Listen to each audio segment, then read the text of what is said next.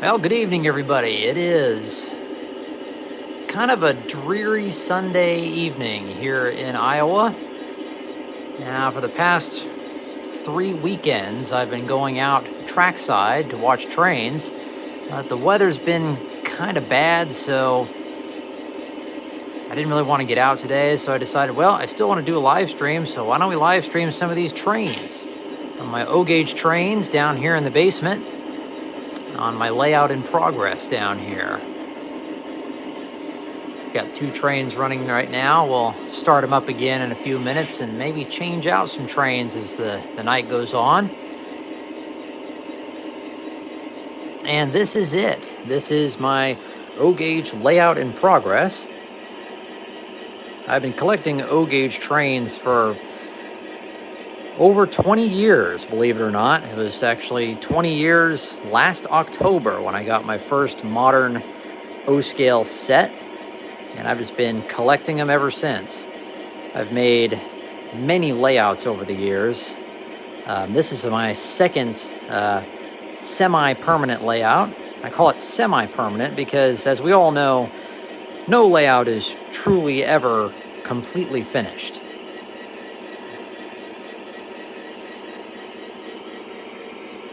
Now, this particular layout, like I said, is my second permanent layout that I've built. And this is actually the second location that this layout has been in our house. It was originally in a spare bedroom, but when our daughter was born, the trains obviously had to make a move, so they moved down to the basement. The train room became the baby's room, and the garage became the train room.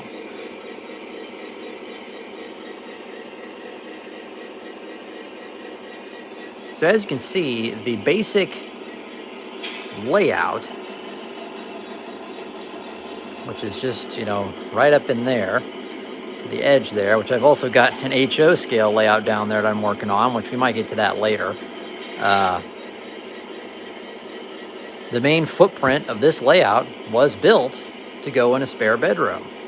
It's roughly about 9 feet, about a 9-foot square, really. 9 feet by 9 feet.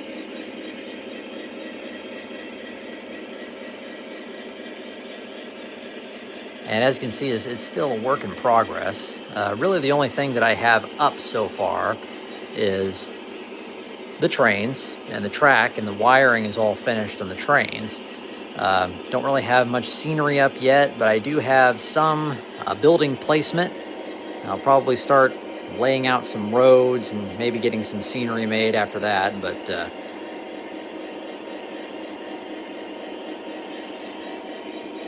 been a lot going on. I've been working on train videos and just family life and everything, so it's taken a while to get back into actually working on the trains themselves. But the neat thing is they're down here, so whenever I want to run them, work on them, they're down here ready to go. So since the weather wasn't really cooperating today, I thought, well, let's just go ahead and do a live stream of the O-gauge trains. And so that's what we're doing right now. So we'll get back to running the trains here pretty quick. Just want to give you a brief overview of how the layout looks. When there aren't any trains running, you can actually hear me.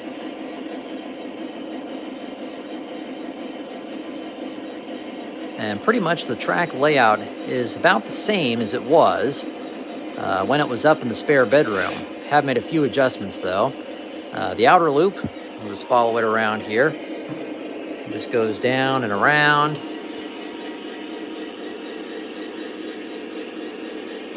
All the way around this way.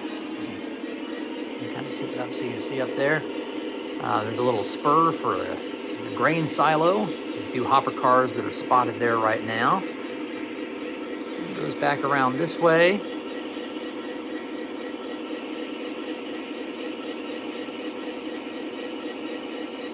There's another spur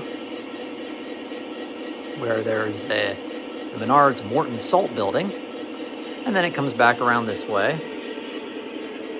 And right in between here, there's a little crossover, so trains can go from one track to the other.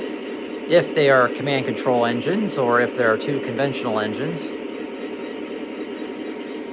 If I've got both loops running on command control, the trains can go from one track to another seamlessly. And then there's another spur here that goes off into the train yard. Now, the train yard was not in the original room, spare bedroom. This was added on when I moved it down to the basement. And the yard tracks are actually, it's a pretty decent sized yard. It's 4 tracks, and it goes out into a little extension of the garage here, which is just kind of my storage area for, empty boxes and stuff like that, and the train yard. 4 tracks, and then there's another track that comes down here off a little spur where the Menards Tide soap factory is. Now, and this layout was in the bedroom. The yard, obviously, this was pretty much the end of the room. And so I had to put the train yard in here where this track branches off of the inner loop. And the yard was back in there. But as you can expect, it ate up a lot of real estate. In fact, pretty much everything from where the dollar store, strip mall there, to the Piggly Wiggly was the train yard. And so I wouldn't have been able to get a very big town in here if the train yard stayed there. So I decided to move it. And now I'm going to have a lot more room for the actual town in the middle of the layout. And so now this is just kind of a short little spur. And it's probably going to be some sort of like transload spur for like random cars to be set out and trucks to load and unload from the trains and stuff like that. All right, so let's go ahead and get this train started again. Go ahead and set the camera down real quick, and I'll jump over to another part of the layout here and we'll go from there. Actually, you know what? Let's just go ahead and see the train leave from here. Kind of an interesting angle. All right.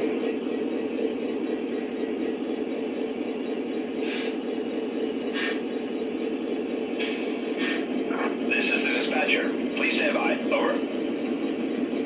Okay, let me know where I can move. Out. Dispatcher here. Take the read. Over. Very good. Cleared outbound. Thank you, sir. Out.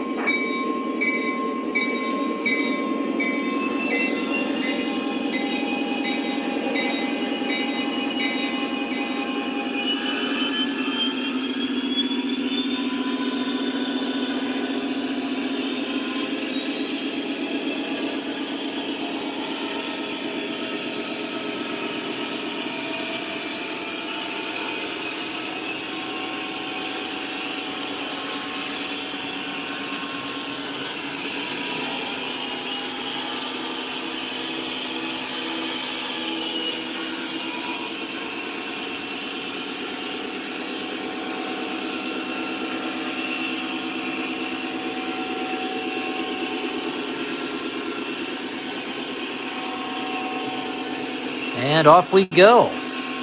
Now, the train that's running right now is a Lionel Burlington Northern SD40-2. I've had it for about, and believe it or not, it's been almost 10 years now. It's been over 10 years. I'm pretty sure it came out in 2010. Very reliable, very neat engine.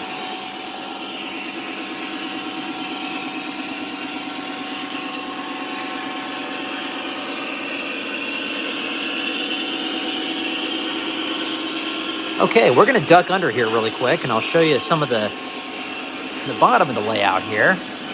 That's some of my staging area for some of my extra cars, and there's some more staging there, and some more right there. I think I've got enough rolling stock. Okay, now as we pop up here in the middle section, we can get kind of a better overview of the layout.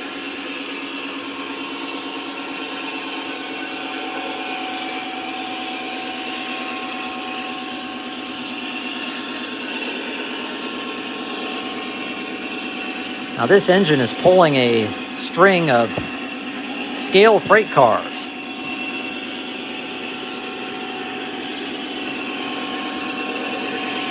And I got the TV going right now where watching the real trains go by in Galesburg.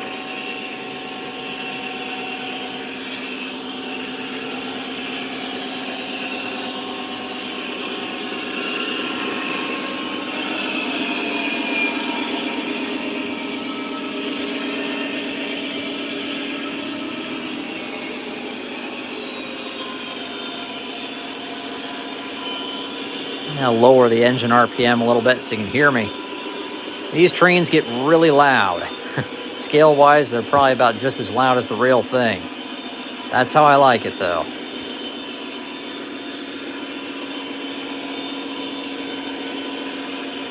Welcome everybody that's joining in right now.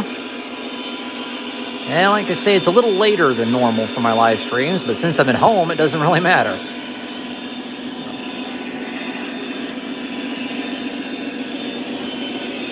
So as this train goes around, we'll kind of give you a overview of each car, who makes it,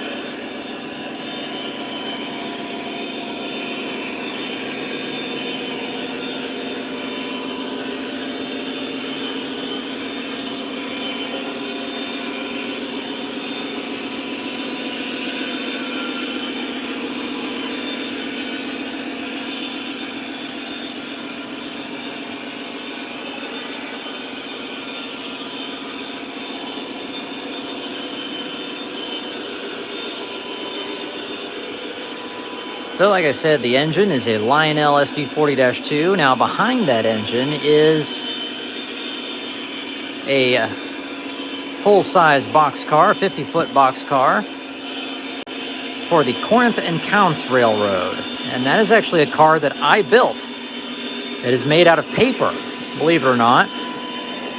Has a cardboard base, or I'm sorry, a wooden base with paper body. Is completely made out of paper with Lionel trucks, so it's compatible with regular O-gauge trains. Behind that is an MTH Premier BNSF 2-bay center flow hopper car.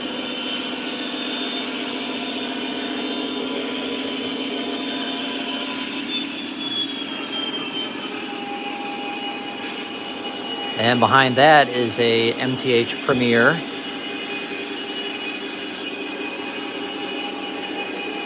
BNSF coal porter. After that is a Lionel 3-bay center flow hopper car. An MTH Premier Canadian Pacific 40-foot refrigerated boxcar. Then we have a Lionel Norfolk Southern 3-bay hopper car with a coal load. After that is a Lionel Lion Scale 3-bay covered hopper car. And that is actually made from the tooling that Lionel acquired from Weaver. It's a car made in the U.S., and it's a car of local interest because it is one of those old Clemmy co-op cars from Iowa that you used to see, and you still actually see them once in a while in real life, though they don't look near as good as my model does. Pretty faded now. And at the end of the train, we have a K-Line Burlington Northern extended vision caboose.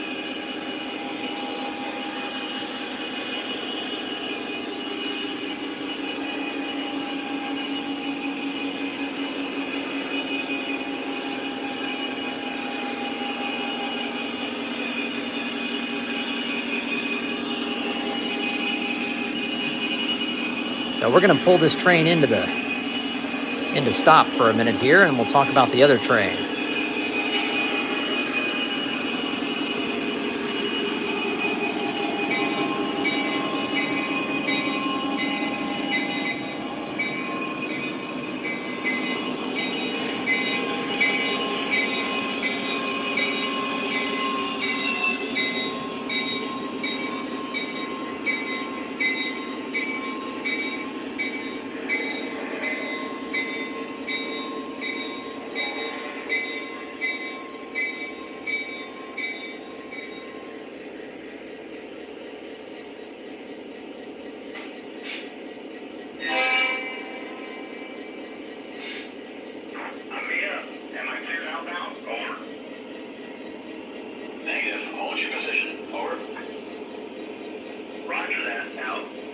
All right, we'll move our train on the second track here really quick.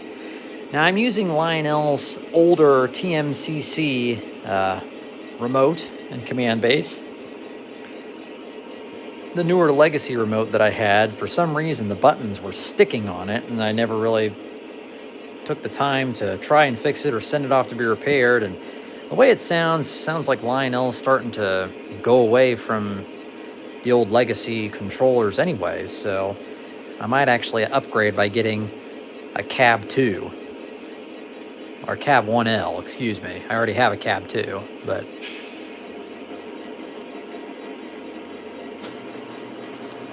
All right.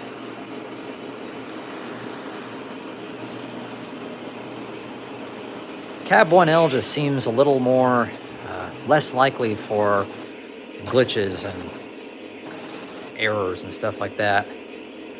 Which the Cab 1L remote is pretty much an upgraded version of the Lionel remote. So, the old Cab 1. So this is a train of traditional sized equipment, or 027 equipment, whichever description you prefer. Now the engine on the front of this train is a Lionel Chessie GP38, and that is actually an engine from my very first modern Lionel train set that I got in 2002. The set was only a year old at the time. This is probably my most reliable locomotive. The horn doesn't work on it anymore, but other than that, it has been a workhorse for the past 20 years that I've had O-gauge trains. And then there's going to be a lot of Menards cars on this train. This is a Menards weathered Frisco boxcar. This is an MTH Rail King Chessie flat car with a load from Menards. This is a Menards Burlington Route boxcar, a Menards Canadian Pacific gondola, a Menards Southern Pacific boxcar. We have an MTH Rail King Milwaukee Road gondola car with I-beam load. And here we have a Lionel Chessie boxcar. This was also another car from my first set. A Menards Erie Lackawanna hopper car. And a Menards BNSF flat car with an added pipe load that I added to it. Didn't originally come with that. And on the end of the train is a Lionel Chessie System caboose, which was the end of the train that came with my first set.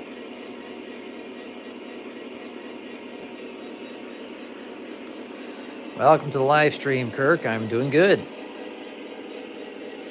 So for those of you joining me now, we're down in the basement running O-gauge trains because the weather was pretty dreary to do a live stream out and about in Iowa today.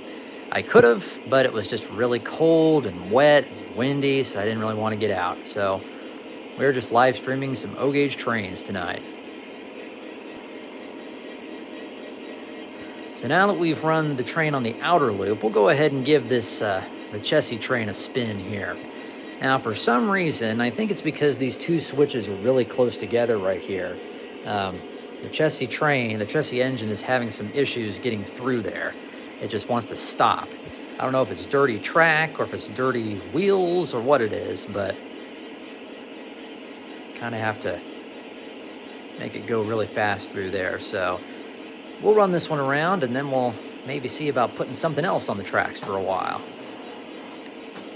Now this is a conventional train, which I'm also running with the remote, just like a command train, but through the track power controllers, which I have right here that I have hooked up with the command control set. The track power controllers, as their name suggests, they vary the track voltage. So you're able to run a conventional engine with the remote. It essentially allows you to run any O-gauge train with the remote. But since it's still a conventional engine, it's going to run, pretty fast. There's no speed control in these engines.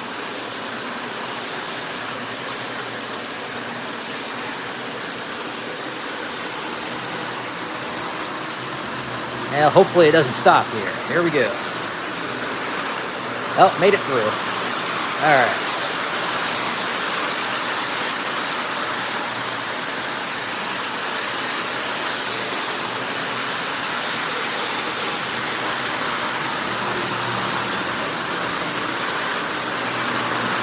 So obviously the speed is not nearly as prototypical as the train on the outer loop, because it is command control and has speed control. This train does not. But sometimes it's nice to run a fast train. And even though it looks like it's going really fast, in reality it's probably only going about, I don't know, maybe 40 scale miles an hour, if that. Because it's small, it just seems like it's going a lot faster.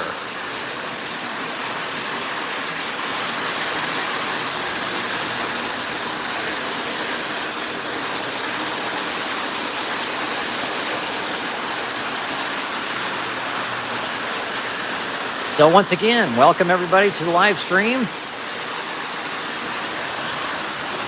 They're running some O-gauge trains tonight.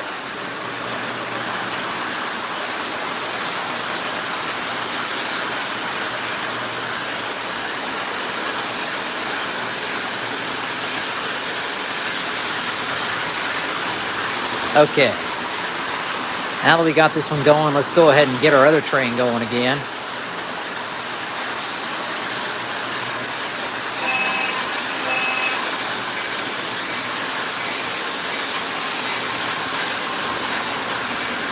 And we'll let both of them run for a while. And as you can see, the other one did end up stopping. That's okay, we'll get going again.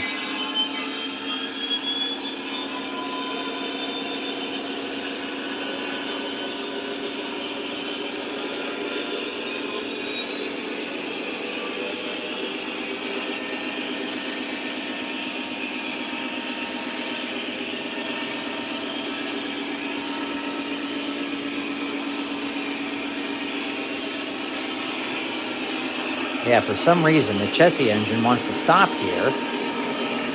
I don't know what it is, but...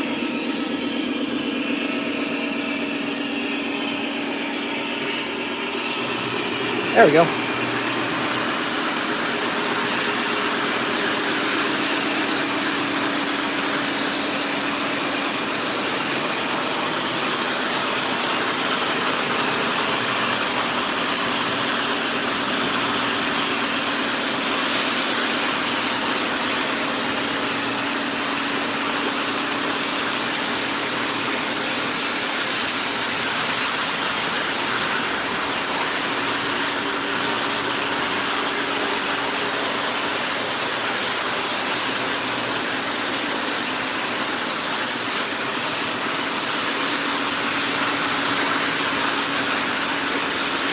All right.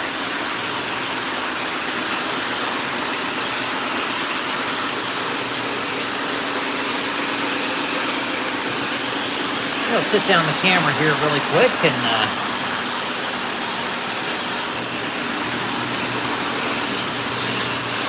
jump over to another vantage point real quick.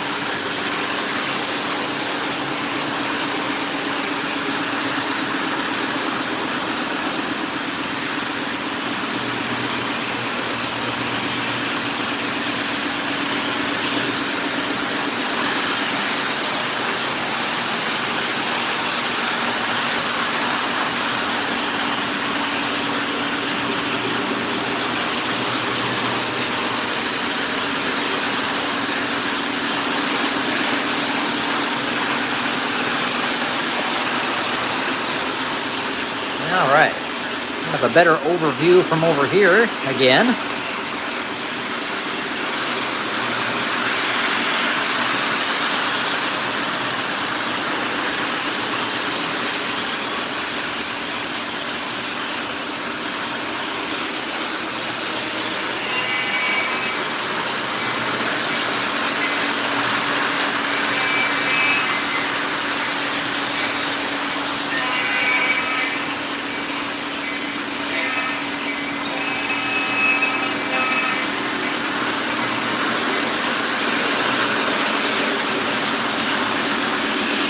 Now, the only gripe that I have about using the old Lionel TMCC instead of Legacy is the fact that you can't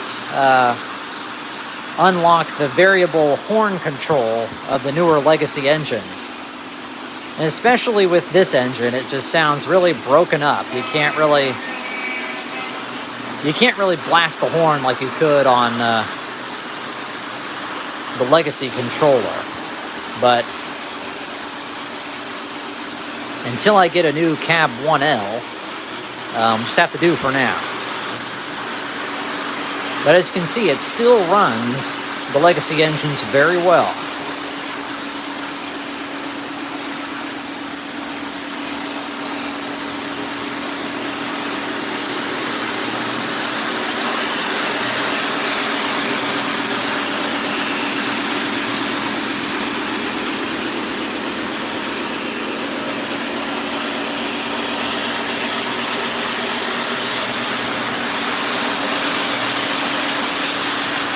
All right, we're going to bring the Chessie train to a stop now.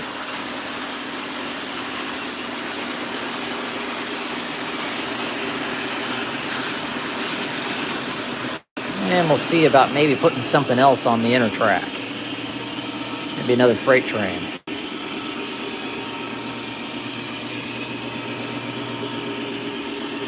All right. Another strange thing with TMCC operating on the conventional engines is that sometimes they just don't do... Oh, well, now the sound's cut out. Now it's really quiet now. All right, we'll bring it back. Maybe. Maybe not. Okay.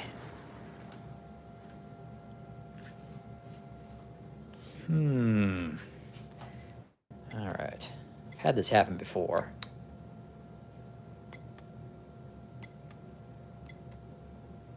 I think I actually have to shut down the engine and then bring it back up.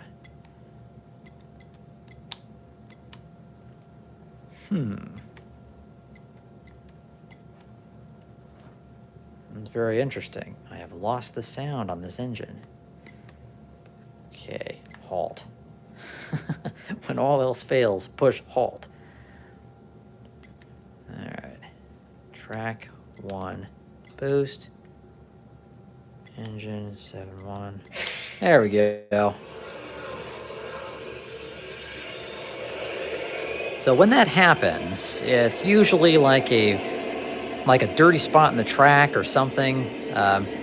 Usually when you're running these engines in command mode, you don't have a backup battery inside of them because you don't need it when you're running in the command environment because you're not actually cutting the power when you're cycling the engine from forward, neutral, reverse. In command mode, that's always constant 18 volts to the track, so you don't need a backup battery. The only downside of that is if you do ever go over a dirty section of track where it loses connectivity for whatever reason, sometimes the sounds will cut out, and I'm pretty sure that's what happened.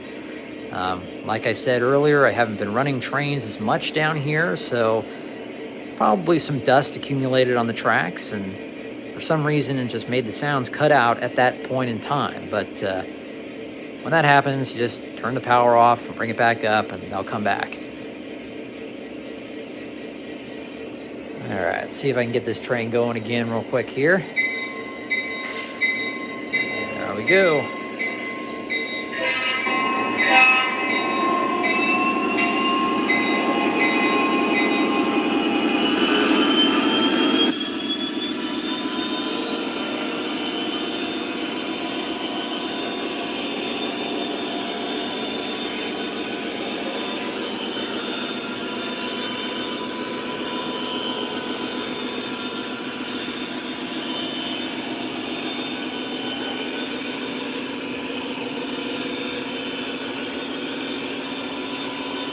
As I was saying before that happened, a lot of times, for some reason, when you're operating conventional engines with the TMCC controller, it doesn't cycle the engine through the normal forward, neutral, reverse, neutral, forward.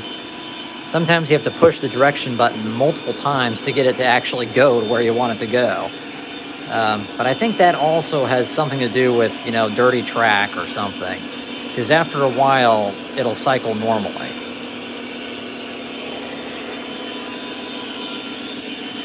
Our scale freight train.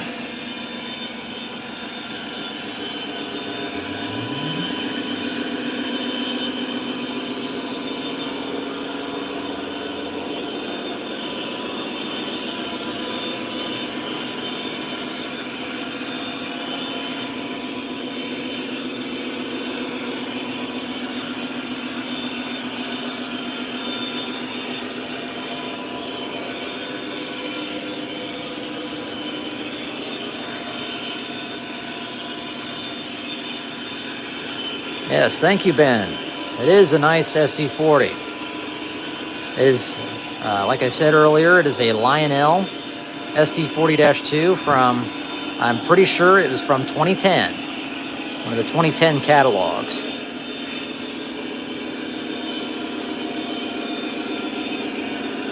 Thank you, Zach. Thanks for joining in. It's a work in progress, but I really enjoy it. Now, you wouldn't think that a small layout, like I said earlier, it's about 9 to 10 feet square, 10 feet deep, 10 feet wide, so it's really not very big. But it's not a complete square. So the track really curves around. In fact, there's very little straight segments of track on this layout that allows the layout to actually have more trackage, and it seems a lot bigger than it really is because the track really weaves around. Now, not too long ago, I was actually contemplating redoing the whole layout and making a more square layout, but then I decided against it because I would not get as much trackage as I do now. So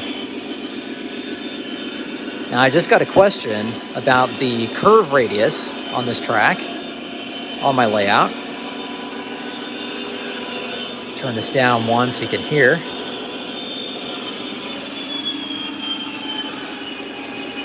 Now the curve radius on the outer loop is 060.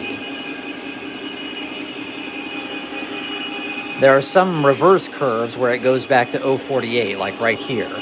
But for the most part, the outer loop is 060 curves.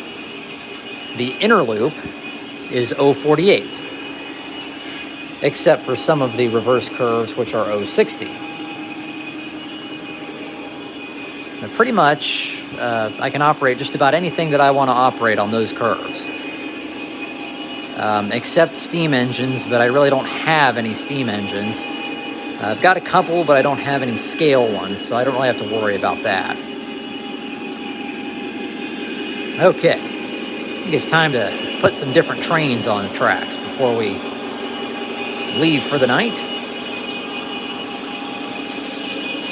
So we'll go ahead and run this train back over to the other side here.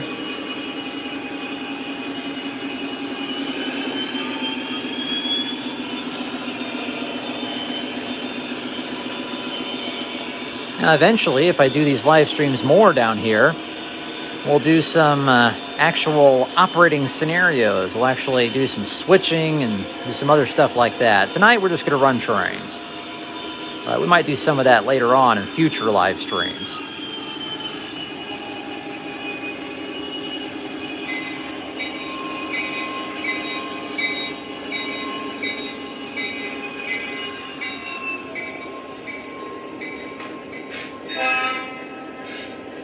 Dispatcher here. Please stand by. Over.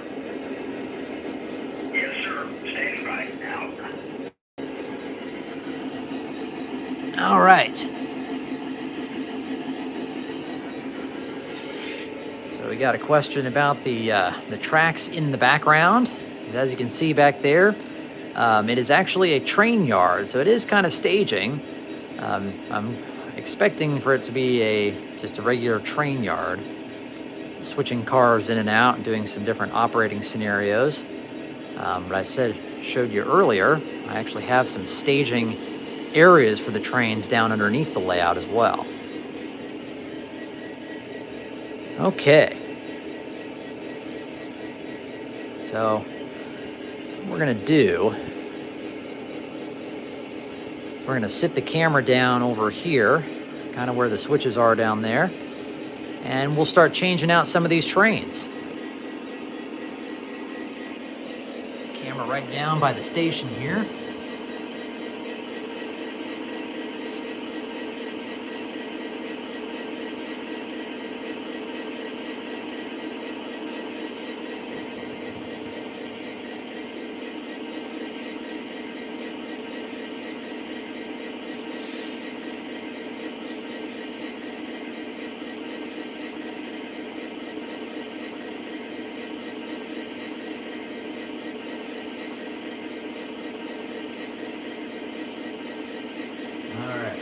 What did I do with that remote?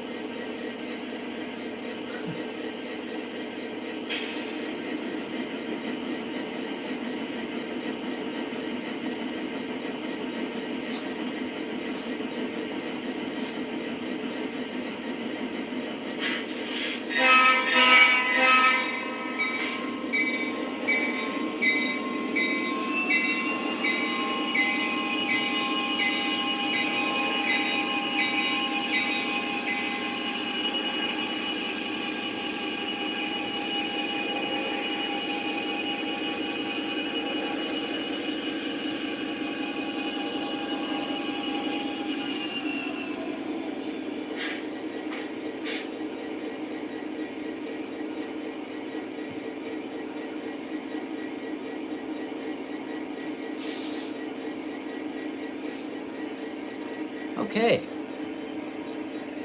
I just got a question about if I knew about the Lionel U28CG. I actually remember seeing that engine in the catalogs. Pretty sure it was back in 2001, 2002, back in there. Pretty neat engine. I have not actually seen one in person. I feel like I've seen videos of it, though. It's a pretty neat engine. Some of those older Lionel engines, yes, Zach does confirm it was made in 2002. So yeah, I remember it was in one of the early catalogs that I saw when I was first starting to get into O-gauge trains. Some of those later TMCC engines, before they came out with Legacy, were some really nice engines. Okay, we're going to go ahead and put the camera, let's see, about right in here. We'll be able to switch the trains out right here and be able to see me put them together. Back this engine up a little bit.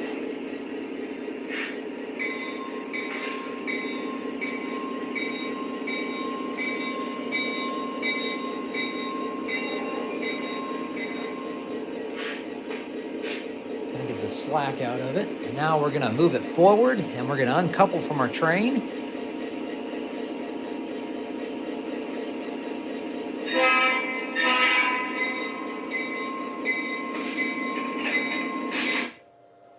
And there went the sounds again.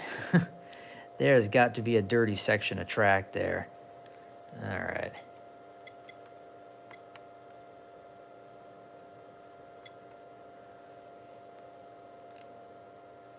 And it's been those switches, I think. All right, let's see if I can bring it back up without turning off the power. No.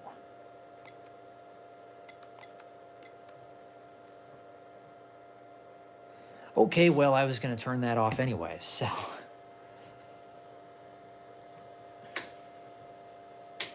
All right, so we'll take that engine off the tracks.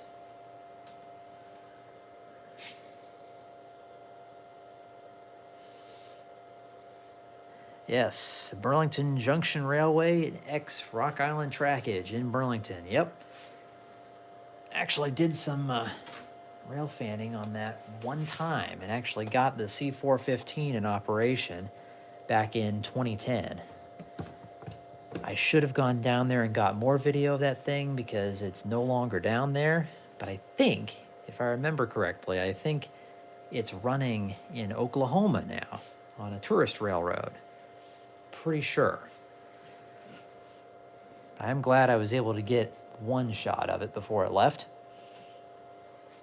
All right, so we're going to go ahead and, well,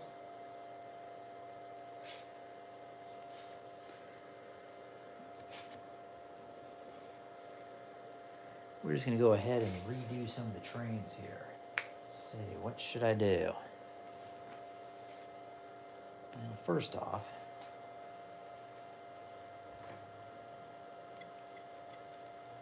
I'm going to back up the train with our Chessie locomotives.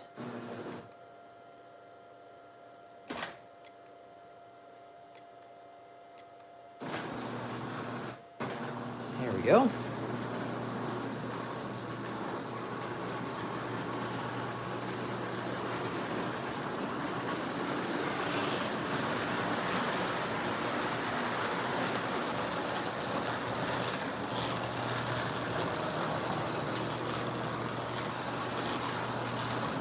And most likely the Chessie engine is going to stop right here anyways.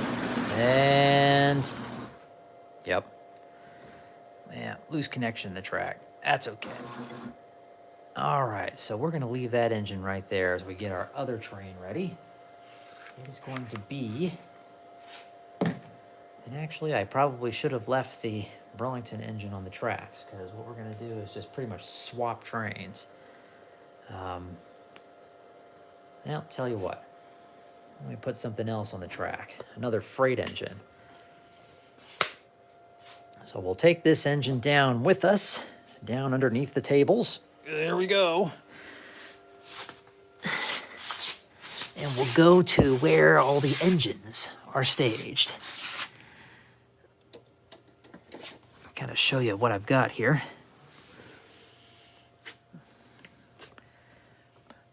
So up top, we have the Polar Express Berkshire locomotive. That's really the only modern steam engine that I have. And I've got a post-war 2037 locomotive there. This is a K-Line MP15 that I upgraded to TMCC and rail sounds. It's not working right now. I think it has a short in it, so I'm going to have to do a little work on it, but it's a nice little engine. And a Lionel Sioux-Line RS3, which was from an exclusive Menards set from several years back. Got a Lionel Lion Master Norfolk Southern SD80 Mac. Very nice engine. It's my first TMCC engine. And here we have an MTH Rail King Amtrak Genesis, which is the Protosound 1 version. It's a non-command control, but it's a very reliable engine. Had it for almost 20 years now, believe it or not. This November, it'll be 20 years. And we've got a Lionel Santa Fe FT, which is from a passenger set from back in the early 2000s. It is also not working. One of the motors is kind of stripped out. I'm eventually going to probably just take one of the motors out so it'll actually be able to run. But just need to do a little work on it and it'll be running again. I think we're going to put this engine on the tracks. This is a Lionel Amtrak F40 from a few years ago. We're going to hook it up to those Amtrak cars and run it around real quick. And down here on the bottom, we have a Norfolk Southern Atlas O Trainman GP15-1.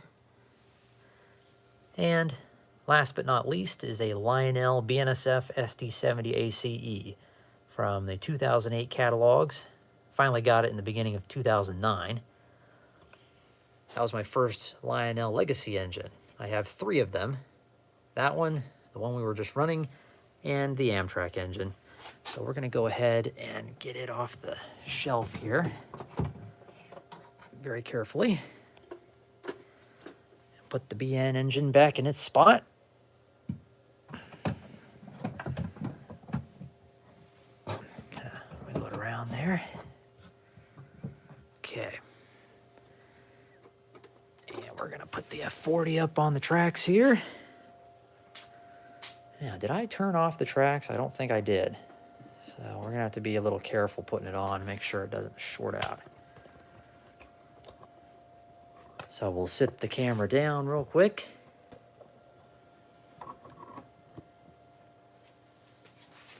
Get it on the tracks.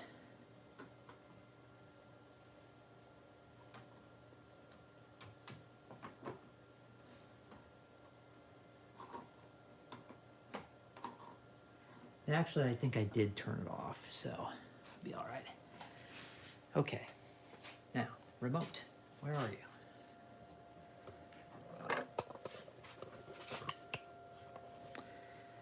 Okay, the remote's over on the other side. So, I'll give you a better overview of the train yard while I'm out here, which the Amtrak cars are in. We're going to hook up to those and run it around real quick. And a bunch of other cars. A lot of those cars I got for Christmas last year. More Menards cars. Just can't have enough Menards cars. Menards has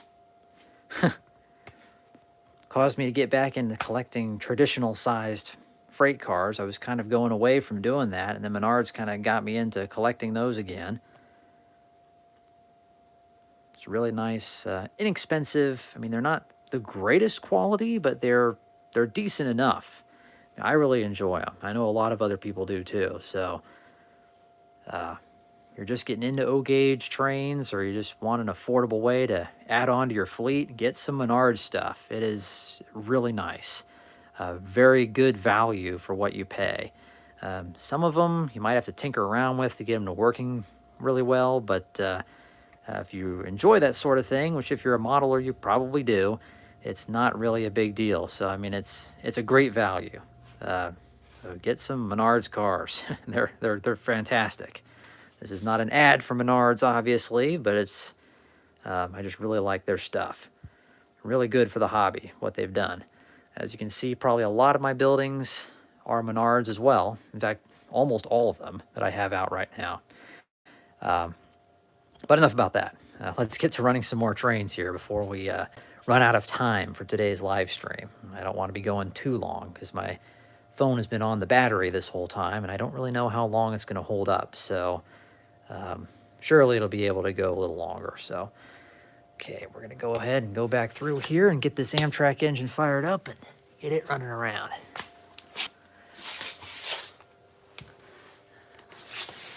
Those of you wondering, there's more staging for the layout down there, more cars.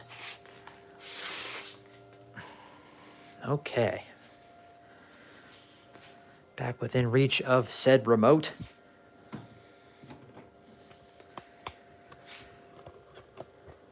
All right. And another thing about Menards is they make really good buildings. And this Amtrak station in front of the camera right now was made by Menards. It's a great little structure. I don't have any of them hooked up to be lit yet, but they all do light up very nicely. All right.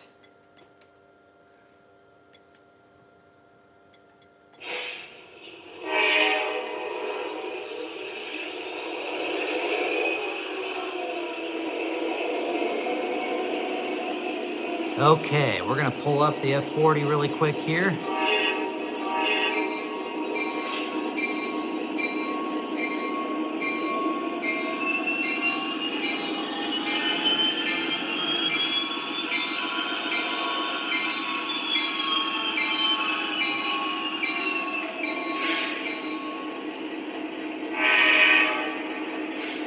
Dispatcher here. Please stand by.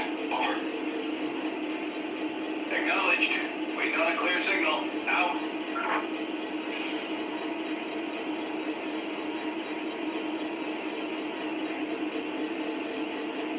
Okay.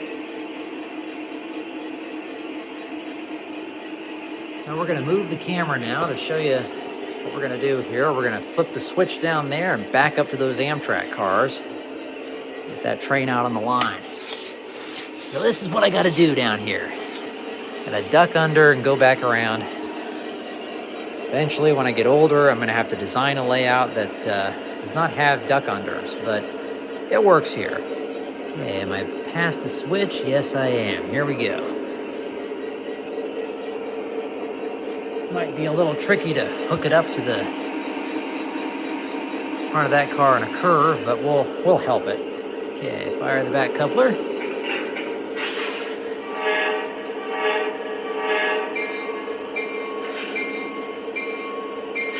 There we go.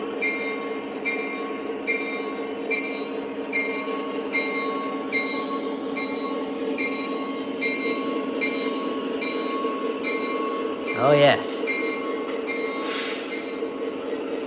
Now, before I go any further, I probably should turn on the power to this siding. As you can see, once the F40 hit it, it's creating a circuit, if you will. It completes the circuit, which has turned on the power to this siding. So I probably should go ahead and actually turn it on so it doesn't stall once I get hooked up here. So I'll be right back. Flip that on real quick. Yes, Troy, to answer your question, I do have one steam engine. It is the Lionel Polar Express, but that's the only steam engine I have right now. Obviously, the steam engines are very expensive, so I don't have any. I'd like to get one eventually, but the Polar Express is the only one I have right now. Okay, flip on this yard track.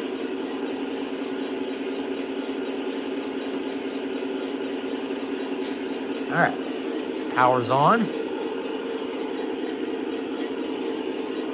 We'll try this again.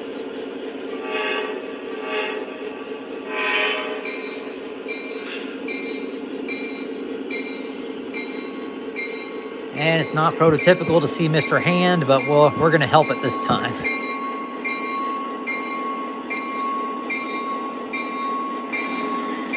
There we go.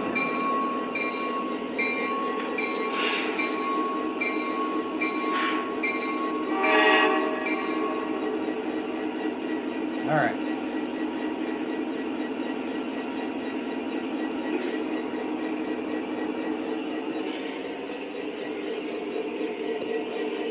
Now we're going to go ahead and pull it forward.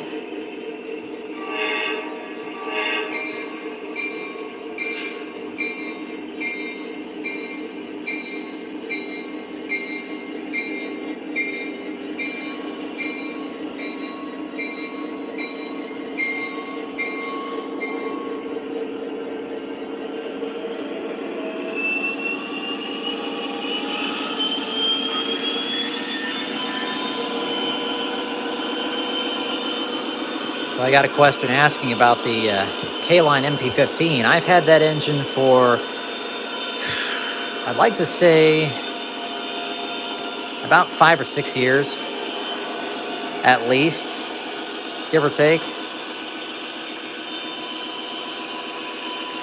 So this is a string of MTH superliners.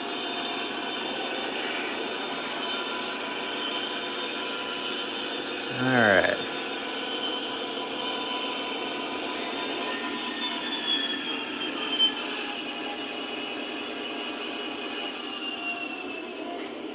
Okay, so now that we've got that train on the tracks, we've got to get these cars off. Am I going to attend the 2023 Old Threshers reunion? Absolutely, I will be there. Now we're going to do something here that is unheard of, but in the interest of time, we're going to do it. We're going to put these freight cars into the yard where I pulled these superliner cars from, with the Amtrak train. I was going to do that with the freight engine, but I'd already taken it off the tracks, so we're just going to do it with Amtrak. Very realistic, but it's my railroad. I can do what I want. In the interest of time, we're going to do this. All right.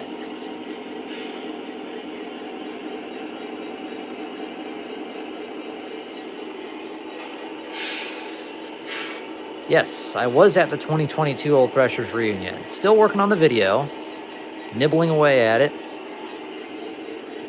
Make sure we got a good... No, it was not.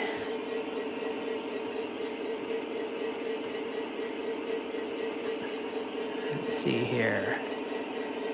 Yeah, okay. There we go. Now we'll head forward here.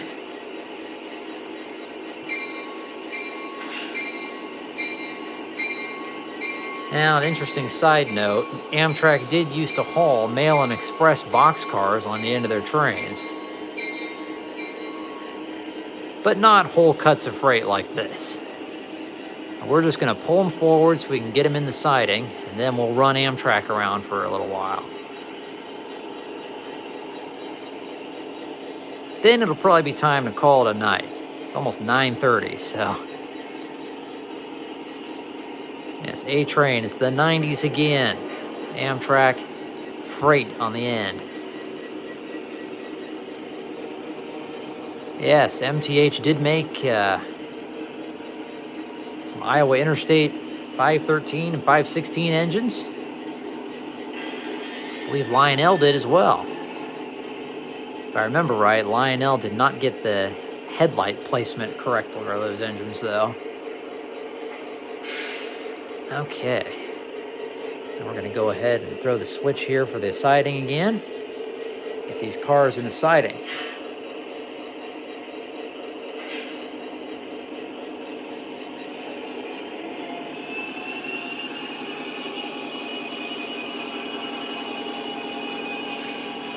And there should be plenty of room to get them all the way down there to the end. But I gotta watch, because to get more track down there, I didn't put any bumpers at the end. So if you push a train, it's gonna go all the way over the edge. So I gotta be careful that I don't shove them off too far. Yeah, this is definitely enough room.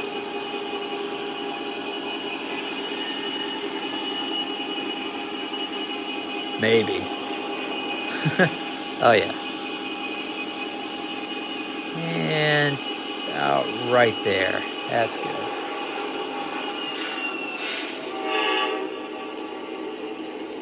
Go ahead and drop it here.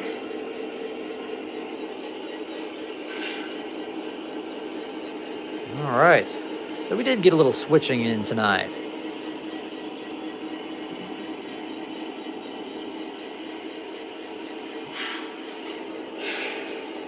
Go ahead and back up the train to the station. Yes, Zach. MTH also made the Iowa Interstate 9201 boxcar and the 8000 tank car, which were cars that were with the QJ excursions. Anybody ever went out and saw those? Those are the tool car for those excursions, and then the auxiliary water car for the QJ steam excursions on the Iowa Interstate.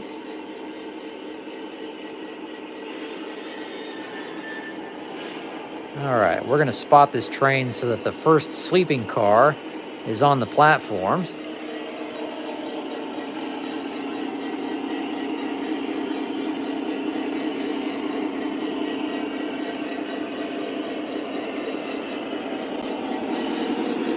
About right there. There we go.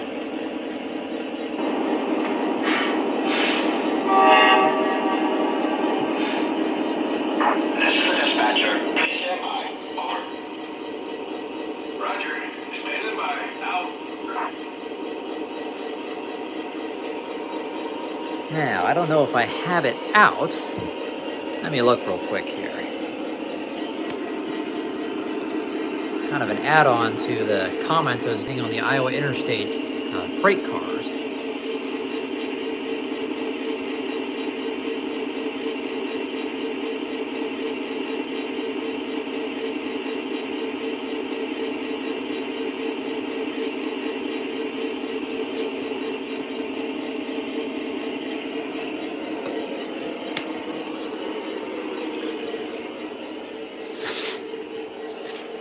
Okay, let's take a look right here.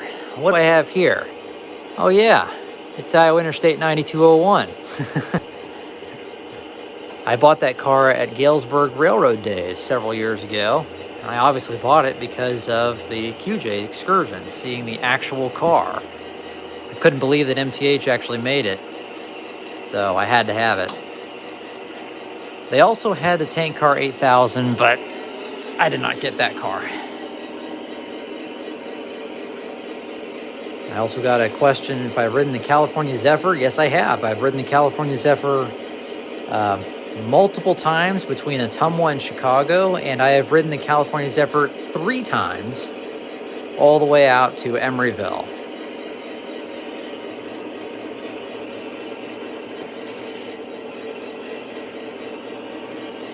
All right, ready to see Amtrak? That's a silly question. Of course we're ready to see Amtrak. Now, this is going to be the last train we run for the night. We're going to go ahead and shut down the Chessie train, and we'll run Amtrak. Zach is asking if that's a future HO layout you're working. Yes, it is. And I might feature that in one of my future videos. It's a very small HO layout. But scale-wise, if you were to enlarge that layout to O-scale size, it would be actually bigger than my O-scale setup. So it's about the same amount of trackage. Okay, here we go. Dispatcher, we're ready. Is it okay to pull? Over. Roger, your track is clear. Dispatch your over.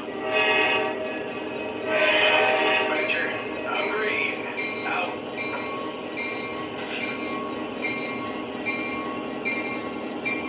Now, normally when I'm running this F40, I run the diesel RPM at full throttle, which is prototypical for the F40s when they're pulling a train. One of the engines would be at run 8, providing the head-end power to the whole train. And obviously, if with just one engine, that engine would be the one screaming at run 8.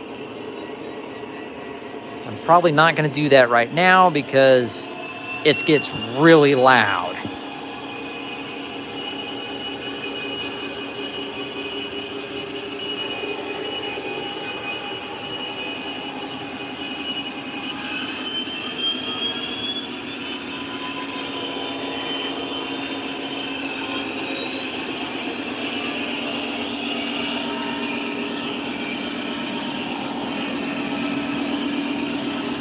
Get it up to a decent clip here. There we go.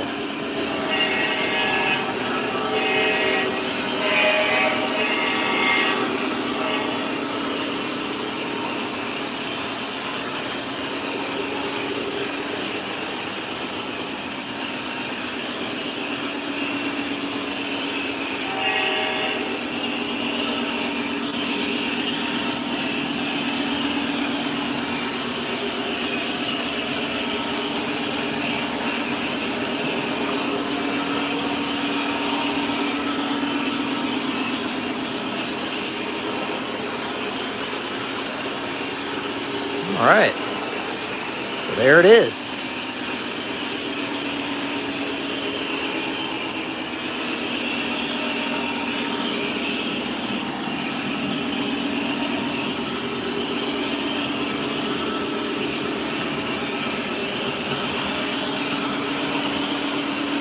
Amtrak's running.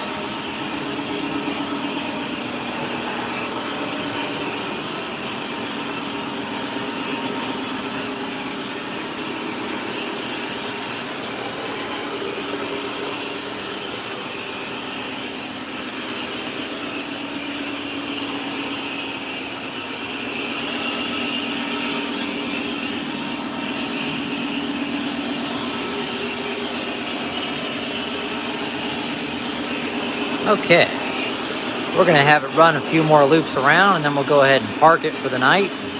Might talk about the layout for a few more minutes after that.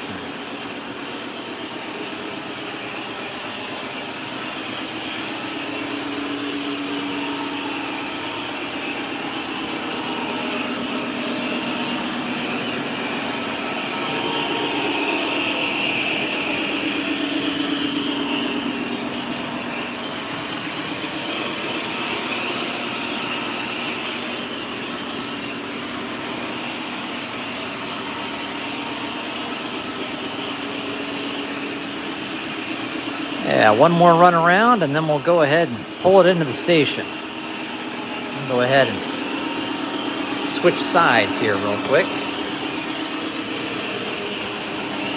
Now, eventually what you're seeing right here is going to be a grade crossing. It'll be a road that's going to go just right across here.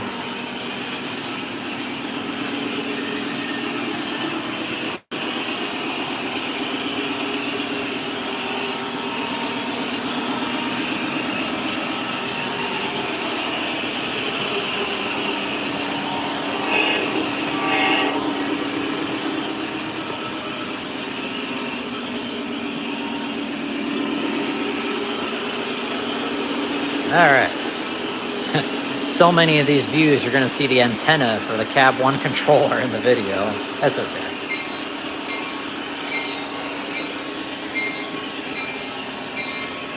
All right.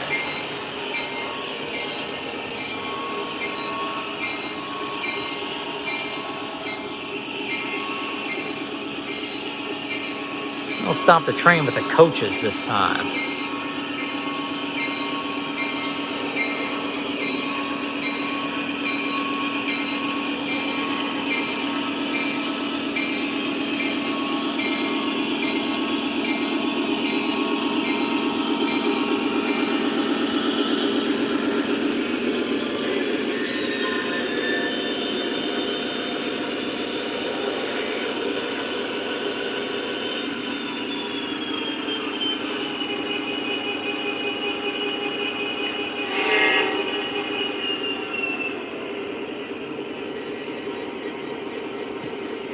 We have arrived at our destination.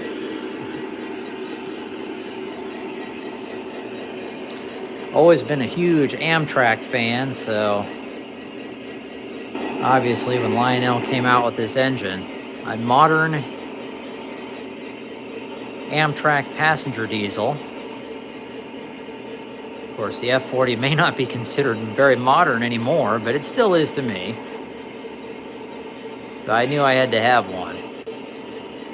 So this engine came out, I'm pretty sure it was 2017, 2018. Very nice engine.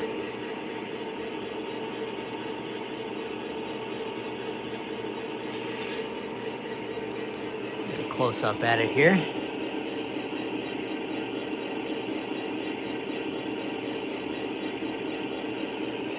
All right, so as that train idles, we'll just go ahead and look around the layout a little more real briefly before we call it a night. So like I said earlier, a lot of these buildings on my layout are Menards. In fact, most of them that I have out here right now are Menards. One of the first ones I got was the Milwaukee Road train shed. It's right there.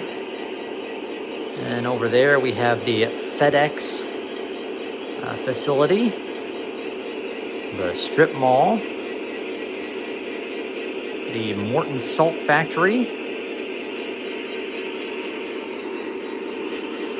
and then of course we have the Amtrak station, which is also a Menards building, as well as the Starbucks, Taco Bell, the Piggly Wiggly grocery store, and the Arby's. All Menards buildings. Oh, and the, what's it called? The Rocket Diner, which is one of the newer Menards buildings. A grain elevator was home built by my dad years ago. He gave that to me for a Christmas present. And even the billboard, the Amtrak billboard, is a Menards structure. Now this is the back of the original Menards store building. It's a very nice accessory. One of the first Menards buildings that I had. So we'll duck under here real quick so you can get a better view of it.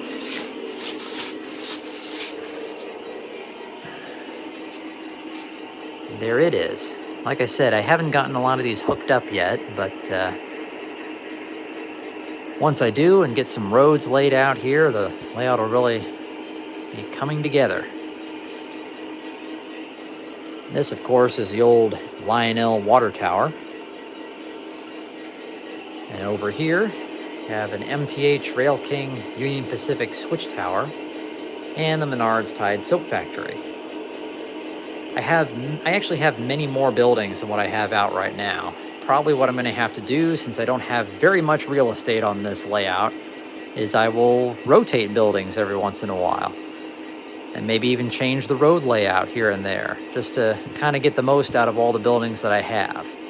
And like I said earlier, no layout is really ever finished. I mean, you're always going to be wanting to change the layout a little bit here and there. I mean, if you ever finish a layout, I mean, it'd probably get boring. So, I mean, no train layout is ever truly finished.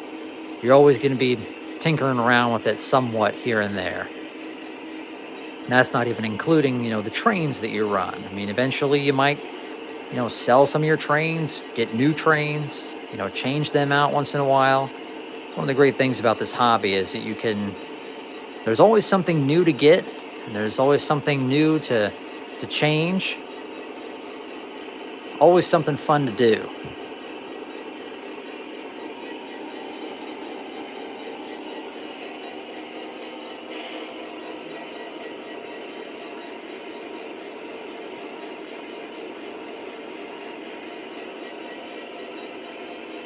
Now, I have actually gotten to a point in my collecting where I've actually gotten enough trains, and I don't really have any room for more right now. So to get new trains, I'm having to sell off some of my old trains to make room. I actually just recently sold a few of my earlier Amtrak cars. For the first trains that I've ever sold since I started acquiring trains over 20 years ago. And that's what you have to do after a while. You have enough trains that if you want to get new trains, you need to sell some of your old trains to make room for the new ones. It's really not much different than what railroads do in real life. If engines and cars they have come to the end of their life and you need to upgrade, and they sell off the old trains and get new ones.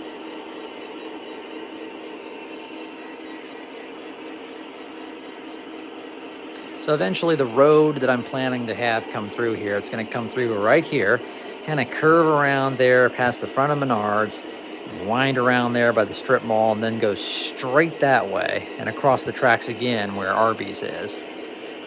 That's going to be kind of the main road. And then there's going to be parking lots for the station and Menards and the grocery store and strip mall and everything. That'll probably be what I work on next, is laying out the roads. I kind of have the buildings set where I want them.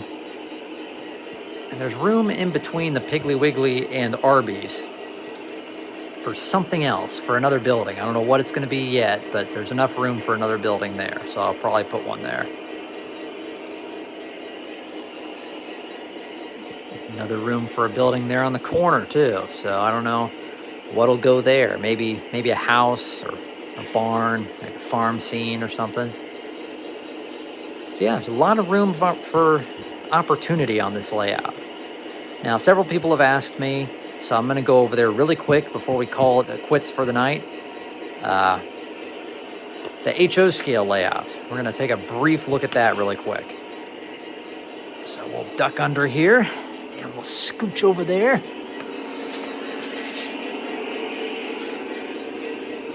And here it is. This is the HO scale layout that I'm starting to build. Very basic. It's 2 tracks. One is just a basic oval, and the other one is a kind of oval figure 8 combination. And this all came to be when last year at a train show in Washington, Iowa, I bought this Waters BART train. And I just thought it was really cool. I didn't know anybody had made one of these in any scale. Come to find out, somebody made one in O gauge years ago. But I just thought that was cool, and for whatever reason, I bought it. I used to have a lot of HO stuff, and I sold it off, and I really don't have any now. But ever since I bought that train, I thought, well, shoot, I'm just going to start collecting some HO stuff. And so I got a bunch of more HO trains. some really basic engines, like these old like Mahano SD40s and stuff like that. Just really nice, basic, cheap trains just to have some fun with. Not sure what I'm going to do with these engines yet. Thought of maybe kit bashing them into, you know, something else, or repainting them or something like that. But I got these engines for like $10, and they're really nice. They're really good runners. Then I got another engine down here, a TP&W GP38. That one obviously is not going to be repainted. It's a very neat looking engine. Wish somebody would make that one an O gauge. Figure someone probably has already, but so yeah, there's a lot of stuff for me to work on down here. A lot of trains to run. So maybe next time when I do a model train video, I'll do HO scale stuff so you guys can see some of that run.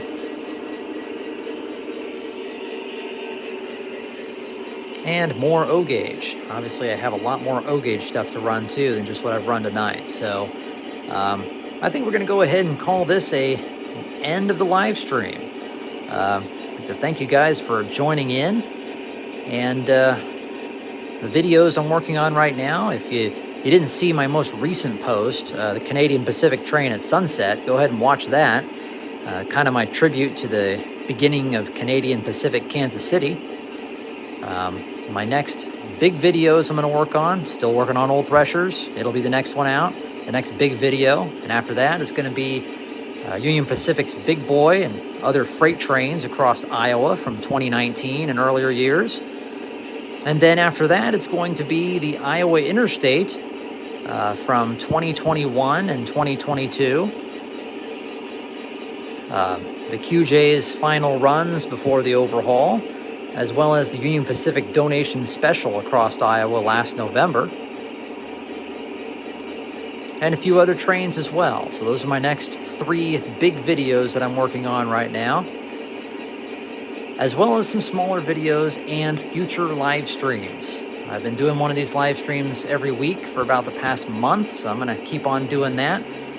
Maybe next week we'll get back out onto the real railroads. And if not, we'll be down here. So just keep watch on my community tab on my YouTube channels. Go ahead and subscribe if you haven't already, to be in the loop of all the future live streams and new uploads and all the other fun stuff that's going on there on my channel. So anyways, to thank you guys for joining me tonight. Had some fun running trains. Might do a little more next time. This is Bobby Harvey. We'll talk to you later. Thanks for watching, everyone. See you later.